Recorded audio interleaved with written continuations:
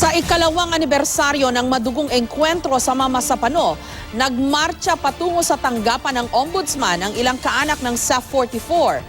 Dismayado raw sila saan nila'y mabagal na hustisya. Samantala, punto por punto raw na sasagutin bukas ni dating Pangulong Noynoy Aquino ang mga batikos laban sa kanya ni Pangulong Duterte kaugnay ng O-Plan Exodus. Live mula sa Quezon City, may report si Bernadette Reyes. Bernadette. Jessica, 2 taon matapos ang madugong enkwentro sa Mama Sapano sa Maguindanao ay hustisya pa rin ang panawagan ng pamilya o mga kaanak ng SAF-44. 2 taon na mula na maganap ang madugong enkwentro sa Mama Sapano, Maguindanao, pero hindi pa rin maubos-ubos ang luha ng mga naulila ng SAF-44. Pag makikita ko maliliit na mga anak, napapaiyak po ako. Sabi ko, kawawa kayo. Ang mga tatay niyo hanggang ngayon hindi pa nabibigyan ng hustisya. Dismayado sila sa mailap na hustisya. Sama-sama po sana tayo muli na sariwain at tanungin kung ano ang kanilang ginawa. Una po, ang ombudsman nga.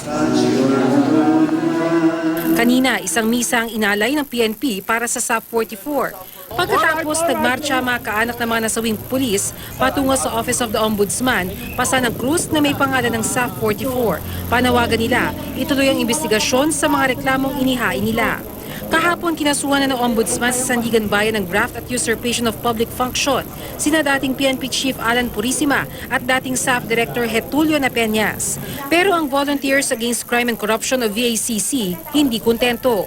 Naiinip na raw sila sa usad ng reklamo laban kay dating Pangulong Noynoy Aquino. Nag-aaralan din po ngayon ang possibility na baka mag-file kami ng impeachment laban sa ombudsman pag hindi po sila magising-gising.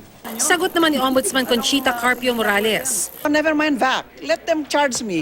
Let them prove that I am covering up. If they fail to prove it, we daw. Nirerespeto naman daw ng Ombudsman ang plano ni Pangulong Duterte na bumuo ng Independent Commission para imbestigahan ang enkwentro sa Mama Sapano. Pero bagamat nakabinbin pa ang reklamo sa Ombudsman, tingin ni Justice Secretary Vitaliano Aguirre II, tila inabsuelto na raw agad si dating Pangulong Aquino. Nagtataka nga ako dyan kung bakit yan na-absuelto ka agad hindi pa naman nagkakaroon ng masusing investigasyon Bakit yung nag-utos ay nakalibre, samantalang yung intusan na sumusunod lamang sa kanya ay siyang nakademanda ngayon. Si Aguirre ay dating abogado ni Napeñas. Kahapon binatikos din ni Pangulong Duterte si dating Pangulong Aquino. Malinaw raw na may basbas ng dating Pangulo ang O-Plan Exodus o ang pagtugis sa mga teroristang si Zulkifli Binhir alias Marwan na nauwi sa madugong bakbakan ng PNP SAF at mga miyembro ng MILF at BIFF. Ayon kay Pangulong Duterte, dapat sagutin ni Aquino kung bakit mga pulis sa halip na militar ang pinatrabaho sa operasyon sa ilalim ng nooy suspendidong si Purisima at itinago pa umano na operasyon nito ng Central Intelligence Agency o CIA ng Amerika. Bakit hindi niyo ginamit ang army? And why was it under wraps?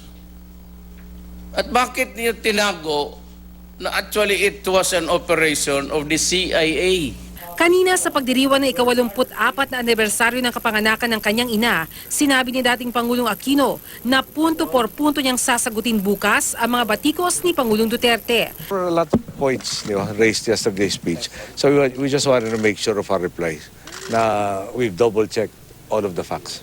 At tungkol naman sa pagsasampa ng kaso laban kina Purisima at Napeñas sa Sandigan Bayan, sambit ng dating Pangulo, Maganda na nga no? Para once and for all, ma-resolve everything. Para wala nang supposed to be, ano may sabi nila? Mga nabibiti ng mga issues. Jessica, mula nang ma-file na mga kaanak ng SAF-44 yung reklamo sa Ombudsman laban nga dito kay dating Pangulong Aquino ay umabot daw ng 6 na buwan o mahigit 6 na buwan pa bago nila nalaman na meron na palang naihain na counter-affidavit si Aquino. Ngayon daw ay pinag-aaralan pa raw ng kampo ni na Attorney Topacio kung ano ang kanilang isasagot dito. Jessica? Maraming salamat sa iyo, Bernadette Reyes.